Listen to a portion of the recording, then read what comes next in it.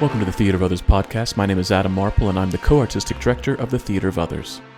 With the COVID-19 pandemic forcing a shutdown and reevaluation of space and gathering, we at the Theater of Others are thinking about what stories we need and how best we can share them. We believe space is psychology, and it informs the way in which an audience interacts and reacts to what is presented to them. We create uniquely theatrical events in bespoke sensory performance spaces crafted to encourage curiosity and grant the audience permission to commune with the play. Now that space has moved online, how can we encourage interaction and action amongst an audience virtually? The Theater of Others produces plays that both welcome and challenge the audience. We are committed to international collaboration and are a laboratory that helps artists grow through intensive study of their craft. The Theater of Others creates a shared community of artists and audiences for the purpose of exploring the most profound issues of our lives and times. We believe the play watches the audience. The audience is necessary, and they are witness to what happens. And you get to be witness to us making that happen. The purpose of this podcast is to open up our process and let you in. We're peeling back the curtain, so to speak, and encouraging you to follow along, to ponder, prod, and question, to join us and criticize us if need be. Being a witness is no passive task, and it requires much from you. Are you up for the journey? On the podcast today from Melbourne, Australia, our co-artistic directors Budi Miller and myself in Cairo, Egypt. This podcast contains explicit language.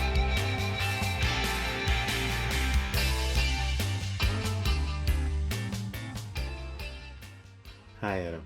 Good morning, Budi. Oh, it's morning. It's morning for you. It is morning for me. Good morning. Indeed. How you going? Well, it's morning, so, it's all on the upswing so far. It's good. Well, it's evening for me, and it's foggy. Foggy in winter for you, and shiny in summer for me. Yeah, it's foggy and wintry. Did you happen to read my theater review? I didn't. I got it when I went to bed, and I came straight to the podcast, so I haven't read it yet. No. Ew. You sent it overnight, and I'm here first thing this morning. Adam. Yes. We got 5 stars. Congratulations. Thank you. Congratulations. But girl, we had a... What happened? You've been alluding to this all morning. Spill it. Girl. Jack and I are on bated breath. What's going on? So I don't even know. I actually don't even know. So today was Akshay's mother's birthday. She's 70 years old. Happy birthday, Mama. Happy birthday. So I took her to dinner and the theater. Mm-hmm. Oh, it's a date. Yes, with her and Daddy. Nice. It's the 3 of us. It was a and Akshay stayed home. Akshay and Obama stayed home, and Mom and Daddy and I went out for dinner and theater. Okay. And they came to see La Belle Époque, show we're co-producing with Future Destin. The one I directed and the one that Jack is doing the sound design, has done the sound design on. You can still get tickets. And it was a fantastic house. And we began, but this is the thing. I think the reason why I'm so verklempt is you and I often talk about political theater and what is that making theater as a political act and putting something to be performed in the public is a political act. Also, we've also spoken about trigger warnings and the use of trigger warnings. And we have trigger warnings for this particular show. And they have strobe lights and gunshots, acts of violence, decolonialization as triggers. But we had a moment today that really, I being ambiguous, Adam, because I actually don't know how to have this conversation with you because I don't want to belittle or posture myself in any kind of I was right, they were wrong kind of way. Because the show began, and then there was a late seating of a person. He came in and he walked on stage and was interacting with the actors, and he was, I don't know if he was drunk, I don't know if he was high. He was African, and um and so I was like, oh, so I'm in the booth and I'm going, okay, what's happening? Okay, what's happening? The actors are still working, and they're these actors are they are no joke. They were fucking working. And then he finally makes his way up to sit down, and so I go down to where he was about like where he was standing, and I was like, sit down and be quiet. You know how I get. Yeah. Sit your ass down and be quiet, Negro. I'm sure that de-escalated the situation. I'm sure there was nothing. It did. It actually did. It actually. He Okay. saw me. It was like, ooh, and it was because I was very clear, right? Yeah. Yeah. But and then so he started taking off his jacket. Okay, so he's calming his ass down, and then he like blows his nose. You know how you people blow their nose without like without tissue. Oh, ew.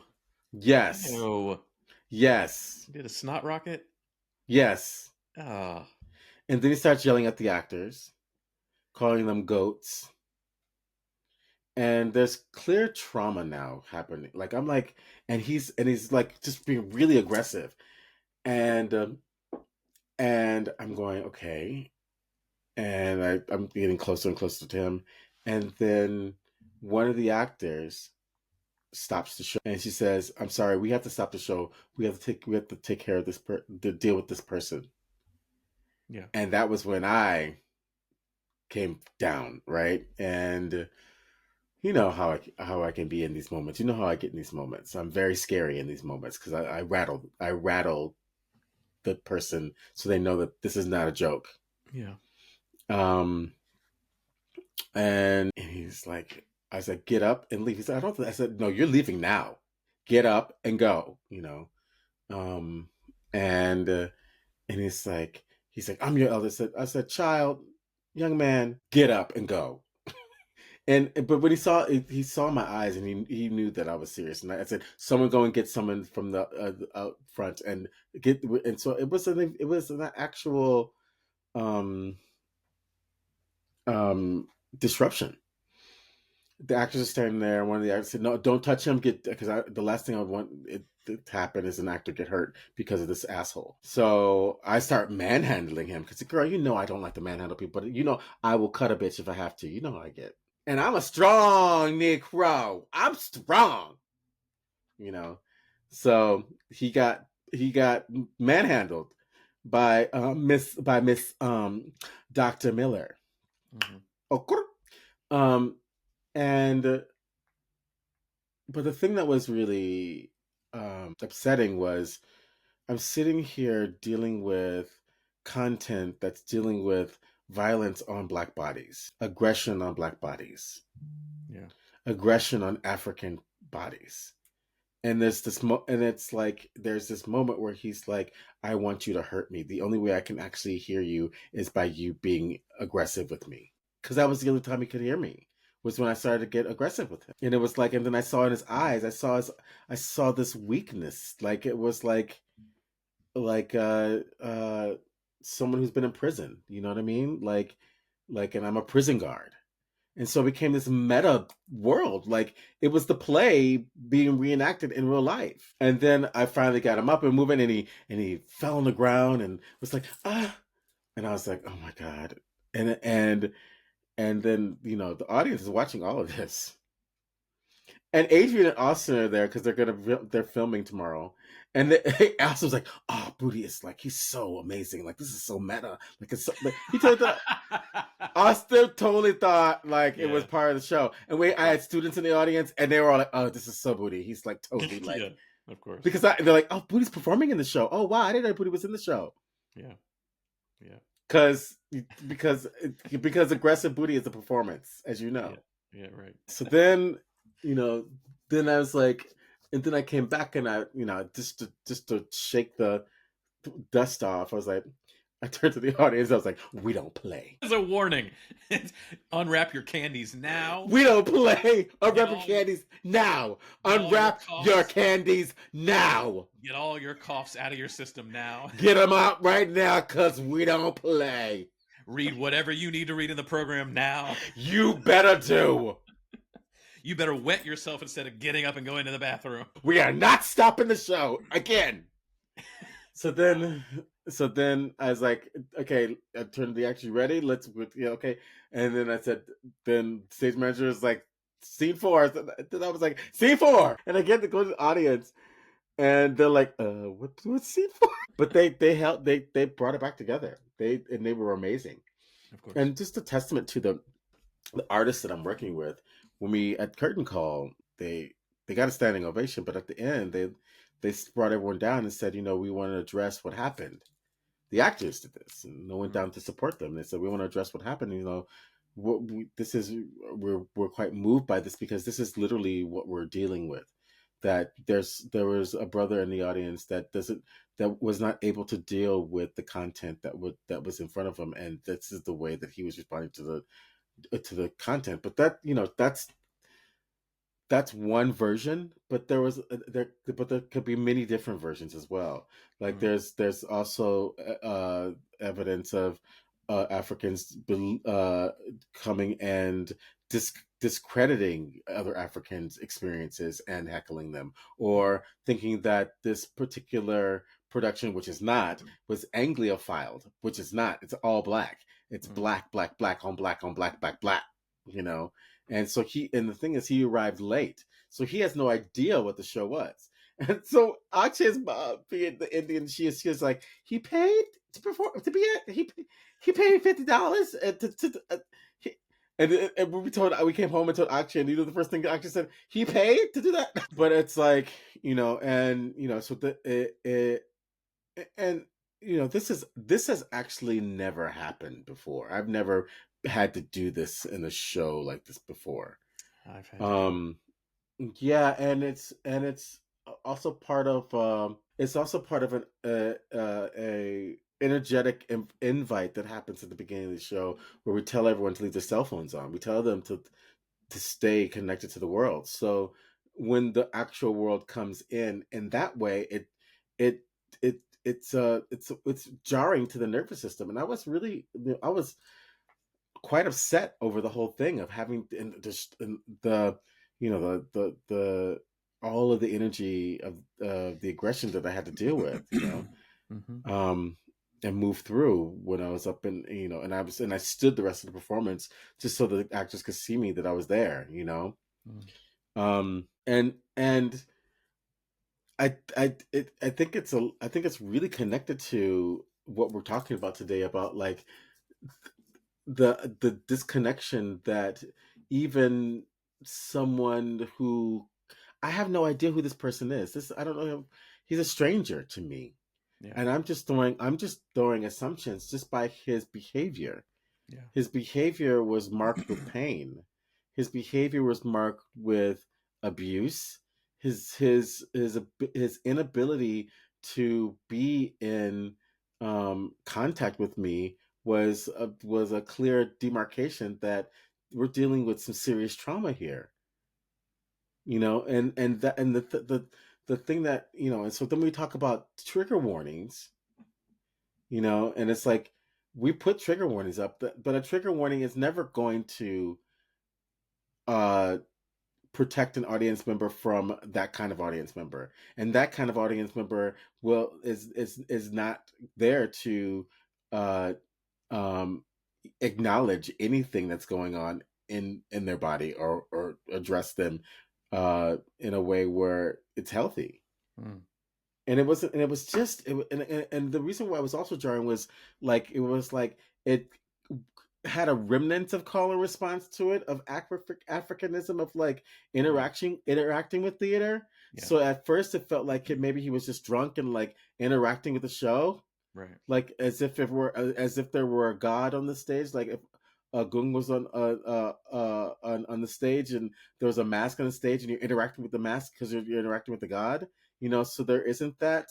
there isn't that concept of the fourth wall. So there were so many variables that were undefined that created the perfect storm for Adrian and Austin to go, how are we going to video this tomorrow? How are we going to capture this tomorrow? Well, hopefully you won't. That's no, but that's Adrian. Yeah. Adrian was like, you know what's going in my head? My head was like, how am I going to be able to capture this tomorrow? Because he's going up the stairs, and Austin's like, oh, Budi is just, he's just going total. Like, I'm like, you too, you too. But like, in transition to the topic today of like, what is loneliness? And does loneliness deal with the proximity of space, or is it dealing with the proximity of internal life, of internal worlds, of internal connection, of alienation, and not having a sense of community or a bridging of experiences, girl. It's a lot, and it's one of those things. I was talking to Jamie, and Jamie was like, girl, we can't even go to the theater anymore. I was like, because I'm just thinking about like, when people like get belligerent with comedians. People don't know how to act around other people anymore because we're not going and being around other people anymore. We stay within our safe bubble of, maybe family, maybe friends. Sometimes people don't have family or friends, and they go and they do something incredibly stupid. We don't know if this guy's ever been to the theater before. We don't know you're right. We don't know his entire situation, but what in any sense of normalcy, whatever that means, decency, whatever that means, or even just evaluating the current situation he was in, did that present to him, I should do this and I can do this and I can get away with this? Well, who the most hurt person was Future. Of course. I called Future because Future's in Brisbane right now, and I called him and told him what happened. He was like, he was like, he was African. Yeah, of course. That doesn't do any good for the cause. Yeah, that's what hurt. He's like, I can't believe it, man. I said, Future, it's okay, man. But this is the other thing. It's like, he could also just be a fucking cunt. Right, exactly. It could be nothing. It could be he's drunk. It could be he didn't have any meds. It could be he's just a general asshole and also African. That's the thing. But yeah, and also not, this African guy just caused a disturbance. No, a guy caused a disturbance. Right, because Jamie brought up. He's like, "But what happened?" He's like, "Can you believe?" So imagine if it was a white guy. We'd be like, "Oh my god!" It was like, damn, the whole spin gets even crazier, right? Yeah. So it's just a fucking jerk. It's just a guy. But see, but like jerks are jerks. But even calling him a jerk is like, we don't know his story. We don't know his story exactly. Yeah, we don't know. Yeah. And but the other thing, Adam, and you would have been quite impressed by this, because this is the part that we do with our company is, as a company, we were all locked into the same vibration. Yeah. The actors, stage manager, me, we were all like, boom. And it was like, you have come into our home, and this is how you behave. Like, as a company, like, and the women held it down.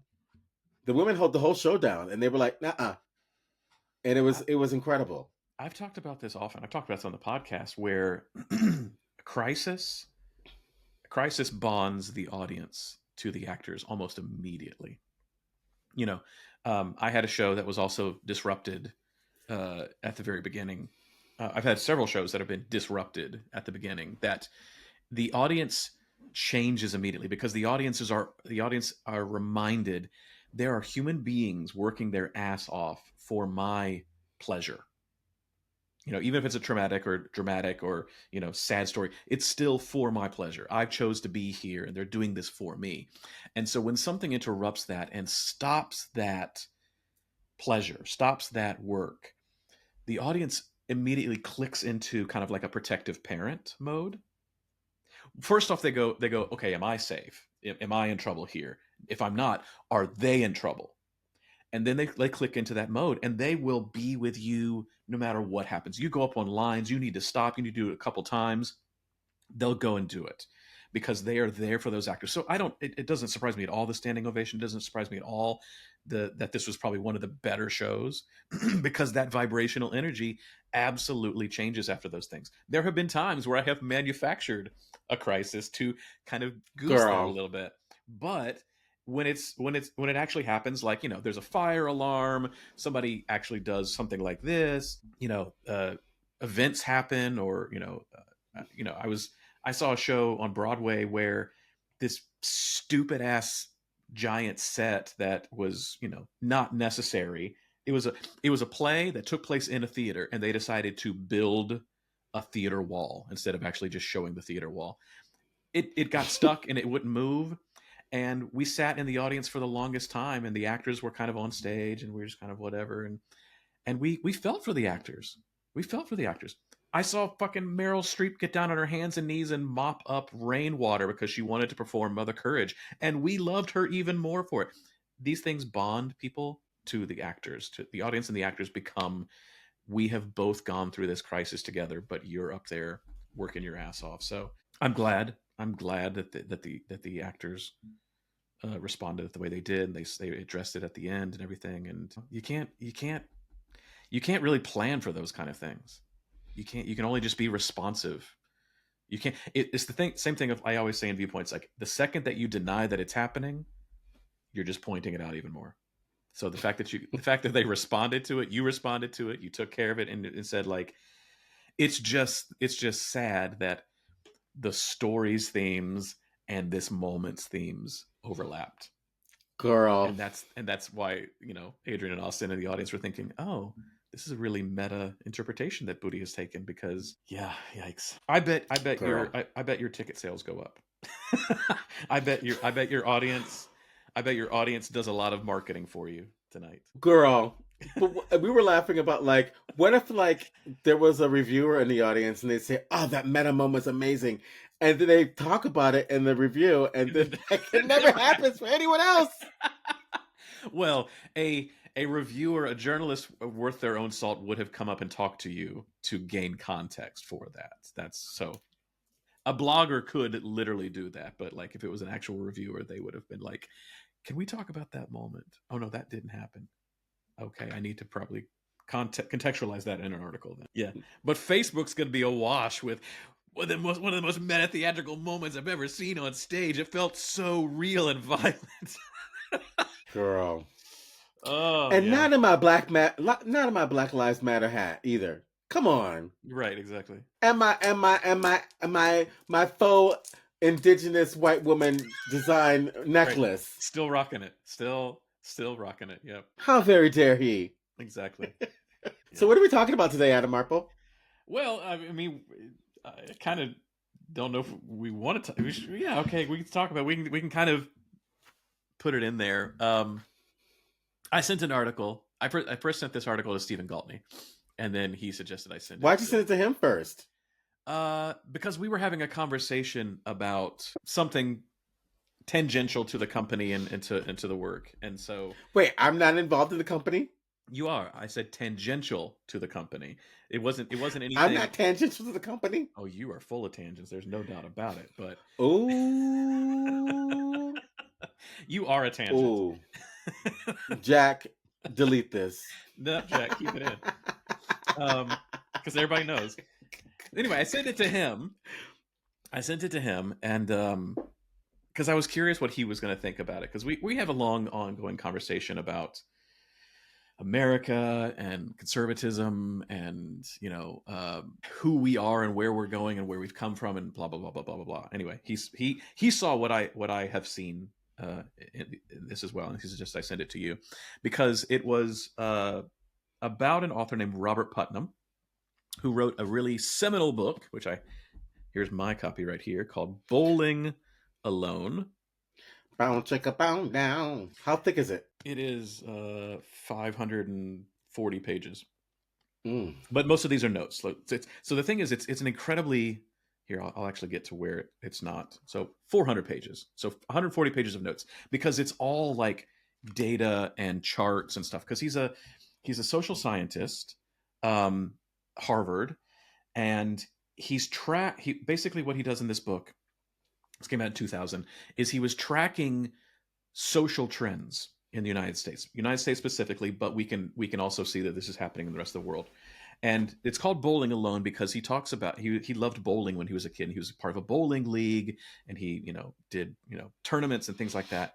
And he said a lot of time back in the day, and we will remember this because we were on the tail end of it.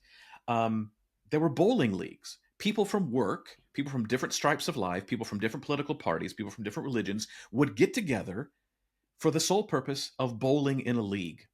And there were many of these things in society: clubs, Rotary Club, Elk Club, cotillions, women's club, book clubs, all those kind of things where people of different stripes of life would come together and kind of leave that part, the identity part, aside and just be there for the activity. So it wasn't identity, it was activity. And slowly over time, people stopped joining unions, people stopped going bowling, people stopped joining clubs or doing things or having social things outside of their small social structure, and we started polarizing ourselves. So the majority of our time is spent in the same political ideology, same educational stratus, same economic stratus, same racial stratus, and it just makes us otherize the other in a negative way because we're never around them, because we never talk to them, because we never interact with them, because we never get to hear their stories, because we're never around them. And this was in 2000. So 24 years ago, he predicted where the world was going to be now.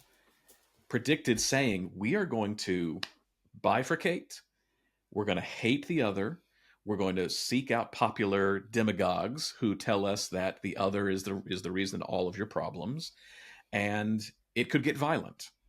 And so this article came out the same day that the attempt on Donald Trump happened.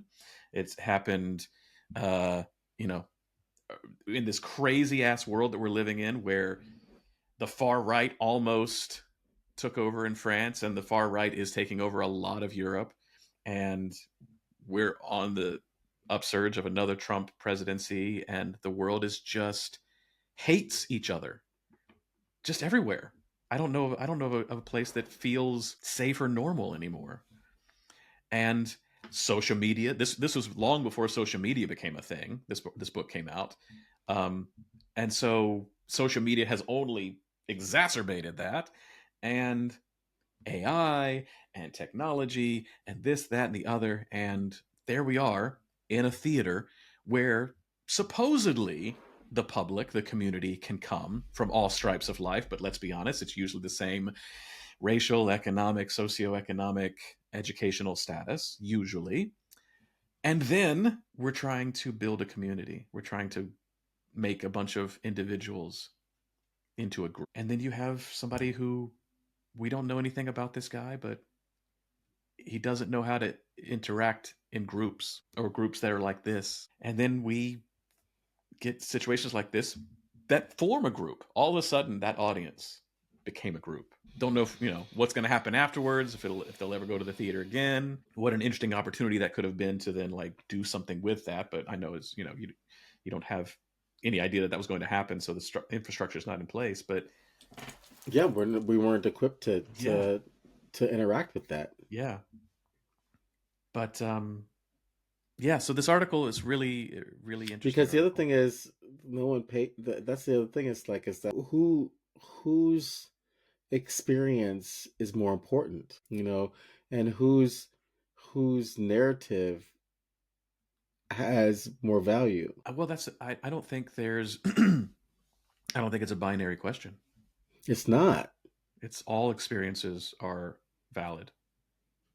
What was that? All experiences are valid. Not all valid experiences are interesting. Yeah, it's true. But I it's watched. also that's Yeah. hard, man, because like Yeah. how do you because this is where I get challenged when white men have an opinion about the bowling league, for example, and people coming together in a bowling league and leaving everything aside. When a lot of those and I've been to those bowling alleys. A lot of those bowling alleys are not integrative in the sense where like all are welcome to just bowl and get along, you know.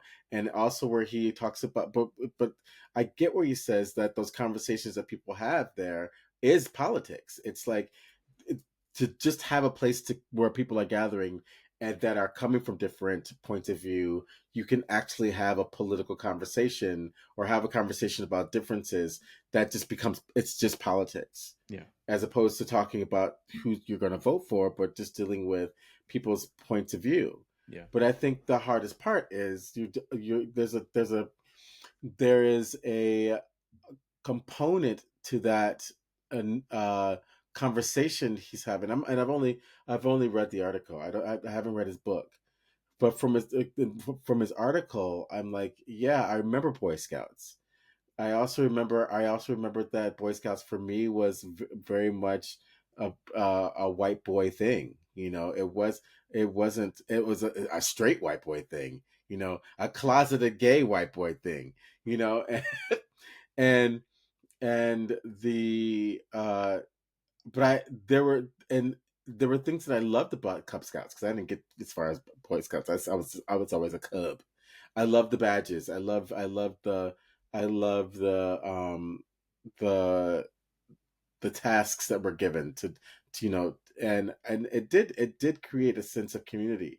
But I think what's happening now is the bifurcation is happening because people are having an identity awakening that's causing a crisis to the old forms and the old groups. And social media doesn't make it easier because it feels like you're actually in your group postings and in your interactions on Facebook and reading people's stories. It neurologically feels like you're having your club experience, but you're not Right. because you're not actually exchanging bioelectric chemical energy with another human being and transferring that information and energy that happens biologically, but it's all going through these electrical waves within these devices that are, by the way, fueled by the minerals of the Congo. Yeah. It all comes right back, full circle back to it. But Comes back. but I also didn't get to get past Cub Scouts. I didn't feel like joining the Methodist Church to Yeah. continue. Um, but absolutely what you're talking about. Like, of course, Cub Scouts are, unless you're in a specific area, I imagine it was very white. But don't you think those boys are better off from having been around somebody that they may not normally be around just because you are both sharing something together and you also happen to be who you are? It's interesting because growing up as a Gen Xer, that happened more in my friend groups and how we gathered. We were gatherers. Yeah, We you were the were last group of allowed to gatherers. play. Yeah, you Yeah, were the we were allowed to go out and play yeah, until 4 o'clock in the morning. right. You know, we didn't have helicopter parents. Our parents were like, just get out of here, Yeah, go play with your friends, yeah, go do your friend things.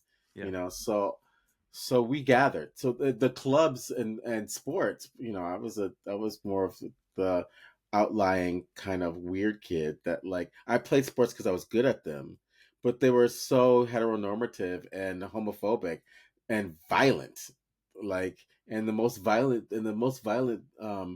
boys were the black boys. They were the most violent towards me, yeah, you know. And so I had a whole thing where I had to deal with um the toxic black male masculinity, you know, and and having my affinity groups that I was working with at Yale be quite healing with these very strong alpha males being kind and loving to me, you know. So this is the question. How do we support, keep, expand affinity groups and not silo ourselves to just affinity groups? Because that's kind of what the book and the article is about, is saying, like, for your protection, understandably so, for your growth in your culture, you want to hang out with your culture. You want to hang out with those you identify with. But that becomes to the sole exclusion of the other.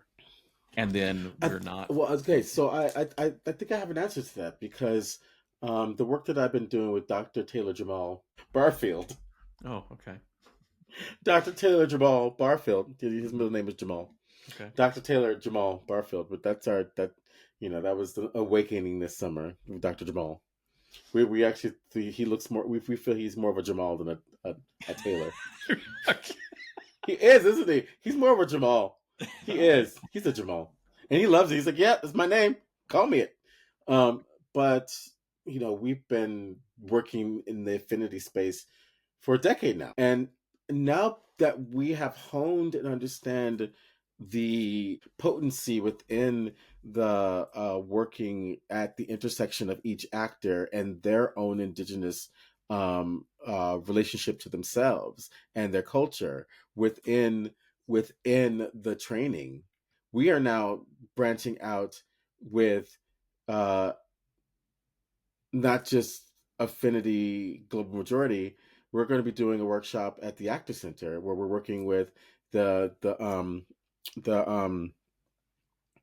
Actor Center Acting Company, where that's it's every culture known to acting, right? Yeah. So but one of the things that we're looking at is, because of racism and white supremacy, whiteness has been blanketed over all white-skinned people who actually have their own indigenous peoples that they don't even get to play because they get washed into general whiteness. So because of what we've done over the past decade with our affinity groups, we now have the system and tools to be able to really interact with more versions of indigenous storytelling outside of skin color and race, or outside of skin color intersecting with culture and race. So I think it takes time. I think it's time. Yeah, Adam, I just think it's time. Yeah, I think we are in the middle of transition. Oh my God. That icky poo, oof, like diuretic, constipated, like really, yeah, indigestion, like queasy, like stomach acid, food poisoned, yeah, phase of life. And that's what I think everybody needs to understand, especially like students. Like I was with a lot of my students recently, and they had graduated during the pandemic, and and they were like, we graduated at like the worst time, and I was like, yeah, you did. That pandemic year where you just lost your last year and then you go into the industry, that was the worst time. But I think we have to be honest with students and go, we're about in a decade. We're in a decade of turning right now. It started like 2020 actually kicked it off. It started a little bit before politically, but like 2020, like shit hit the fan. And the aliens are coming next year, so we have to wait for them. Sure. But like, I think we have to be honest and say, like, it's going to feel like this for about a decade. Mm-hmm. Like, it's like, Trump is going to get into office again. It's going to be No, he's not. Yeah, he is. No, it's not. Yeah. No, he's not. Yeah. No, he's not. I'm still voting. No, he's not. I'm still voting for Biden. I still will work he's not. For whoever I can to get him not he's there. He's not. He will. He won't. He absolutely he's will. not. He's not. We need to prepare.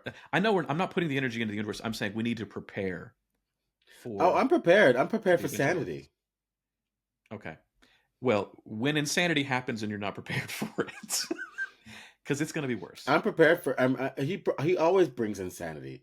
Yeah. So I'm not fazed by that. But sanity is going to win, because this is the other thing. this is the other thing, and I'm glad this is coming up because I want to talk about this. I was watching a reality show with mom this past couple days. It's the barbecue competition. Have you seen it? Yeah, on Netflix.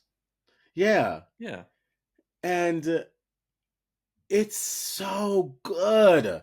Like, Barbecue and cook-off. it's so American diverse. Like, and it's like deep South and like white people and black people and Asian people. It's like, and these are the people that I know and love and interact with. And, poor white folks are my family. Right. My You family. know, and Trump is going after poor white folks, and poor white folks are not all fucking Trump supporters. Right. Poor white folks are my people too. You know, and I strongly believe in the core and the heart of American people and how we interrelate with each other. And the way that the media and the you know this race is going, I choose sanity. Even when, you know, because he breeds violence. That's why he begets violence. And it's but I'm staying in sanity. And if he wins, I'll still be in sanity. I'll be in with sanity. But it's like, but I don't even entertain the conversation of like Trump is going to win another president. Like, I'm not even, because I believe deeper in poor white folks. I do. I just I and because those are the ones that I interact with, you know. And even the misguided white folks that voted for him the first round, I don't think he's gonna have the same kind of, they're loud and screaming because, you know, my grandfather's like, you know, it's better to be thought of as a fool than to open your mouth and remove all doubt. I just won't put energy into that. If he wins, so be it. But I'm not gonna go into in the energetic force of the universe going, Trump's gonna win. Trump's gonna win, because that's just feeding into the narrative of the media. You know, I'll get like SMSs from a student like, oh well, you know, my money's on Trump now. I'm like, you're not even voting. Why are you even? Why do you even? Why, you're Australian? Why is your money on Trump? You know what I mean? It's like, and I just came back from America, interacting with Americans, and you know, it's like, and you're in America, and you know, it's like, it's I have a stronger faith in the American, because he didn't even win the popular vote. So it's just about trying to figure out how to make it so that within the right sections we get it clear. From your mouth to God's ear. Hallelujah. Amen. The article talks about how, because we don't have these groups, because we don't have these senses of community, the MAGA movement has become that sense of community to people. Right, exactly. Yeah, exactly. That right-minded people are turning their a blind eye to a lot of the behavior that they would never accept anybody else, because if I don't agree with, you know, what he does, I don't get to belong to this community anymore. And I value this community over the values that I have espoused my entire life. Mm-hmm. That the evangelical community and the pro Bitcoin business community, and you know, these weird things that never worked with each other, are now sitting in the same space, where the evangelical community can see him as a messiah figure, even though he has 34 counts of felonies because he slept with a porn star while his wife was nursing their child. That they can turn their blind eye to that because he represents a movement of a community that they want to belong to, because there's nothing else to belong to. And the Democrats don't have that. The Democrats have splintered into several communities, don't really talk or move with each other. They move opposite of each other sometimes because their ideas don't exactly line up. And then we've got a candidate that not who he was before, and able to kind of rally that. So instead of us being for someone, which they are for someone, the MAGA people, we are against something, and that doesn't make a group. I don't know. I'm sure Jack is tired of us talking about American politics. I think it goes back to, because it spills back into the theater, because what the fuck are we doing? Yeah. I mean, because honestly, I feel like what we do as artists is more important than ever now, you know, and I mean, like, what's going to happen to us if anything changes in the realm of like freedom of speech? We make the music louder. We have to, that's what I'm saying. We have to be prepared for the next decade of it being even harder than it already is to make work. Financially, aesthetically, storytelling, like, you know, politically, like, and we got to be honest with our students of saying, like, what I teach you, I hope it works in the world, but the world is changing so fast. Like, the shit that I learned, the shit that we learned, we talk about all the time, is not valid. It's not useful. It's not, you know, we take what we take what and we that's can. why I don't teach it. Right, exactly. But like the stories, the fight, we didn't have a fight. We didn't have, like, to claw tooth and we nail. didn't have a war. We didn't have a war. But, you know, my generation is the first generation to grow up without war. Then yours came along, still had no war. It's, you know, they're going to be entering into an economically fraught, politically fraught, socially fraught. But see, that's the other thing, is like Joe Biden, like, the American economy is doing great. Well, believe me, like, I mean, like, you and me both, traveling all over the world world economy is fucked, and the American economy is doing great comparatively. Like, everybody's inflation is bad. America's doing great, but you can't tell an American that. You can't tell an American that. It's like, you know, and yeah, so I feel like, but the other thing that also has really softened our old school fight is that, you know, I'm at an age where, how much longer am I going to be here? I mean, we just lost Susan Doherty. She's 2 years older than me. My girl, Susan. Susan? Isn't that her name? No. What's her name? Shannon Doherty. That's it. and the thing is, Susan Doherty. We lost Susan Doherty. And the thing is, you've just named somebody that nobody in our podcast is going to know because she's not active. Shannon Doherty. In years. Shannon Doherty. Susan Doherty. Susan Doherty. No. Shannon Doherty. No. Both of them are dead, girl. And nobody knows who they are. Girl, they're gone. But that's the thing. That's what I'm saying. Is like, why? It's like, if the generation coming up wants disaster, wants just turn a cheek, be in turmoil, not care, it's their word. It's their world now. Pain is inevitable. Suffering is not. Exactly. Yeah. I'm not going to suffer. Yeah, I love that. It will require the same amount. Getting to work or feeling bad for yourself requires the same amount of energy. Exactly. Yeah. But we're going to be here for about 10 years. So everybody prepare yourself. Prepare yourself. That's all I'm saying. We're in the just before just before the Ultraman TV show comes on, it has that like that like mix of like blob. Do you know what I'm talking about? I know what you're talking about. Oh my god. I know Julian Elijah Martinez is listening to this podcast right now. Julian Elijah Martinez, do you remember the Ultraman cartoon? Not the cartoon, it's the Ultraman, you know, it's like the real Ultraman, the Japanese Ultraman, where like it was a Japanese actor and he became Ultraman, but before it there was like a mix of like blob, like oil, and that's where we are. Before we become Ultraman, we have to go through the ooze. Ultra people. We're in the Ultra people ooze. Okay, I see it now. Are you watching it? I'm watching it. See? Paint swirling. Yeah, the paint swirl. Yeah. That's it.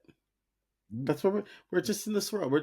We haven't found our hue yet. We're just paint swirling. Oh, that's a But good by the time, analogy. Okay. yeah, but by the time we find our hue, the aliens will have arrived, and we'll all be ultra people because the Right. aliens are going to make us ultra people. All right. Sure. I think we should take a break. Yeah. Come back with provocations. Yeah. Let's do it. Okay, ladies and gentlemen, non-binary Those not living in a barn, non-barnary. You're not from the country. You don't sleep with the cows. You're non-barnary. Ladies and gentlemen, and non-binary people. Wow. Ladies and gentlemen, non-binary conforming individuals, you are listening to the stereo sounds of B. Jack David Burmester.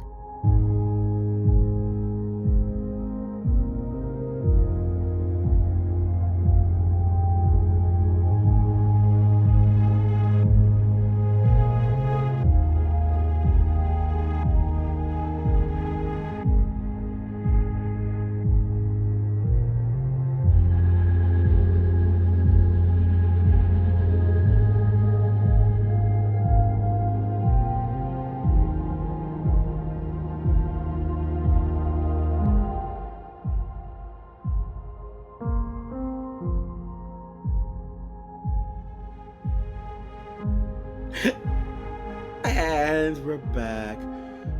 Thank you, Jack. We needed that. Thank you. You need to calm us down. Cool us down. Cool us down. Tone it down. Exactly. Cool us down. Ooh, watch out. Chow, chow, chow. Adam Marple, rare provocations. Yep. Do you have any provocations? I got 2. Oh, shit. Okay, bring it. Check the book out. It's Bowling Alone. The Bowling Alone. Yeah, it's dense, but like read past the surface. Like obviously there's lots of stats and figures, and this is from 2000. This is an updated version. I think this was re-released in I don't know when. It's a re-release, but read the article, check out the article so you can kind of get a sense of what it's about. Then dig deeper into that, and then read below the surface of that. And this will be for people who are really interested in thinking of like maybe as a company, as an individual artist that are really wanting to kind of see trends and go, but what can I do? What can I do to either pick up on those trends or fight those trends? Anyway, so that's the first. Second thing I watched last week. Have you seen Jeremy O'Harris's Slave Play movie, not a play? No, is it good? It's interesting. Is Shalia amazing? She's only in it a little bit because they can't show the original because of equity rules. So it's weird. He doesn't know what he wants to do with it. He doesn't know what he wants to do with it. So it becomes a little wandery and meta, but it starts out with, and I'm not giving anything away, it starts out with that talk back where, a Karen stands up and says, I feel like shit. And and that's where it starts. And it starts from that conversation. And that's why I'm reminded of from what we're talking about today. But then it's weird. Just watch it. It's weird. It's, I wish it was something else. I don't know if he found what he was trying to do. I think it's important that he did it because obviously Slave Play is a really quite interesting play. And a lot of people won't have a chance to see it. So then they actually get to, over the course of the hour, basically get the story and get the kind of the controversy and drama and interestingness and beauty and language and humor from it. So check it out. It's on HBO Max, but I'm sure you can find it in other places as well. So probably Stan. Probably. Or Foxtail. Or wherever else you get your things. Budi? Yeah. I have a provocation. If you were to create a club, what would it be? And how would you get people to contribute time to it? What kind of club would you create? And who would it be for? And why? And to piggyback on that, we, the Theater of Others, have clubs now too. Yes, we do. We've Bow got chicka bow now. we've got as a plug, we've got 3 clubs of our own. We've got Work with Others with Steven, Mm-hmm. we've got Board of Directors with me, and we've got Mm-hmm. Satsang with you. And Yes. these are all clubs that you can join and not be alone and do these things. We did solo podcasts about them, and we both realized immediately we wish there were other people there. Oh my god. We Oh my need god. people. We need people. We need people for these things. Yeah. I need people for satsang. I don't ever want to do a satsang by myself like that again. That was weird. That was Yeah. weird. But it was good that you got Very the message. vulnerable. It was good that you got the message out, though. It's important that Yeah. people hear. I think people will join. People are already joining Work with Others. People are going to join a board of directors, and of course, people are going to do satsang. I thought it was writing with others, but it's work with others. Work with others. Yeah. Okay. It's not Work with Others is not dependent on you being a playwright. It's dependent on you having some work that you want to be doing, and you need a community to accommodate you and really be an accountability partner. So I could be drawing cartoons. Absolutely. Okay. I have gone and done marketing plans for Bright Light Burning. I just needed somebody there to be like, "How you doing, Adam? You okay?" No, it's awful. Okay. Okay. That actually that's nice. Yeah. I thought it was writing with others. I thought we had to be writing. No. Work with others. But Galtney doesn't listen to the podcast anymore, so he won't even hear this part. He's listening. Adam, how will we know that people did this? They're going to go to speakpipe.com/theater of others. Speakpipe.com/theater of others, theater with an R-E, theater of others, all one word. Leave a 90-second voice message on there. We'll play it on air. We'll respond back to you. We can also be reached at podcast@theaterofothers.com. We are also on Facebook, Instagram, our website, social media, all around. We love hearing from people, and we hear from people, individually. They send us WhatsApp messages. There's all kinds of communication, but there's not ways for us to share it a lot of times. And we really do appreciate and love your prompting, your provocations back to us, your questions back to us. It leads us to further conversations and things things that we want to do. I mean, Work with Others and Board of Directors came specifically from prompts from people. Specifically from prompts from people saying, I wish that X, Y, and Z were happening. So yeah, that's how you do it. But the only way they're going to know about new initiatives, new provocations is if they do what, Budi? Subscribe. Subscribe. Subscribe. Subscribe. You gotta subscribe, y'all. We come to your inbox a week. Only way you're gonna know that is if you subscribe. If you like us, you can be like my Uber driver and give us 5 stars. You give me 5 stars, I give you 5 stars. 5 star. 5 star, 5 star, 5 star. Oh, it's just wonderful. It makes my nipples hard. If you're 5 stars, give me 5 stars. And if you really like us, leave us a comment. If you leave us a comment, it goes into the algorithm. We go from the top 5% podcast in the world to the what? Top 1% podcast in the world. And you know what that means, Adam Marple. I do. I'm aware. What does it mean? Who's coming? Oprah. Exactly. Yeah. And then you know what happens if Oprah comes? Well, who's coming? She's going to call up. The Virgo will. Beyonce. Yeah. Exactly. And you know who loved them some Beyonce ain't going to be right after her. Michelle Obama. Yeah. Exactly. So how are y'all going to prevent us from being with those powerful Black women? Why? Why are you keeping Oprah from me? Why? I have a bone to pick with Oprah, but I will say you have a bone to pick with Oprah. What happened? With Oprah. I will still. What'd she do?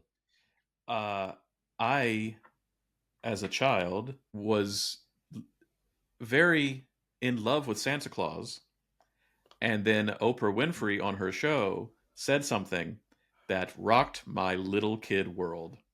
Oh no. What'd she say? She said, it's kind of like that moment when you find out, and I won't finish that sentence for all the little kids listening to our podcast. Oh my God. You pedophile, you. She said it at 4 p.m. on a Tuesday when her show came on. I'm at home, straight home from elementary school, and she says, well, you know, it's kind of like that moment when you find out that Santa Claus doesn't exist and your world changes. And I was like, what? Oprah, what? Oh, no. What? So I will, if I ever meet her, I will tell her that story, but then I will, of course, graciously... She'll love that story. I'm sure she'll love that story. Her into our I'm sure she'll love that story. She has no problem. She's on Ozempic now. She's on Ozempic. She has no empathy to children. So she is light. She is light. She's free like a bird, like she's always wanted to be. Mm-hmm. Yeah, ruining my childhood. Ruining my childhood. Well, she saved my childhood. She was my therapist and my babysitter. Yeah, she was a babysitter for me as well, which is why I found out. As I'm waiting for DuckTales to come on and I find out that my childhood is all a lie. Wow. DuckTales. Ooh. Wow. You know what? Yeah, DuckTales. Whoa.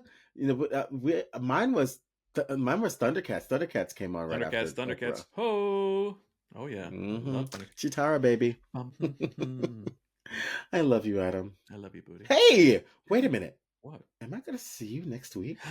You're going to see me on Sunday. Where am I going to see you? Bali, baby. Bali. Baby, Bali.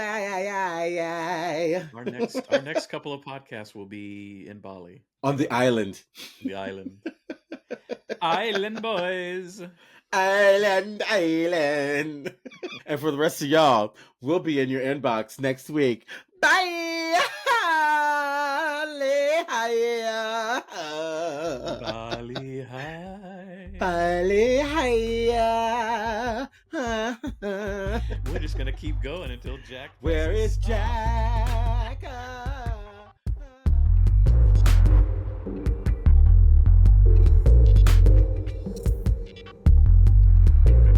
Thanks for joining us this week on the Theater Brothers podcast. Make sure to visit our website, theaterbrothers.org, where you can subscribe to the show in iTunes, Stitcher, or via RSS, so you'll never miss a show. While you're at it, if you found value in this show, we'd appreciate a rating on iTunes. Or if you'd simply tell a friend about the show, that would help us out too. A special thank you to Purple Planet for the music you've heard. The Theater Brothers creates a shared community of artists and audiences for the purposes of exploring the most profound issues of our lives and times. We believe the play watches the audience. The audience is necessary, and they are witness to what happens. And you get to be witness to us making that happen. The purpose of this podcast is to open up our process and let you in. We're peeling back the curtain, so to speak, and encouraging you to follow along, to ponder, prod, and question. To join us and criticize us if need be. Being a witness is no passive task and requires much from you. Are you up for the journey? Be sure to tune in next week for our next journey.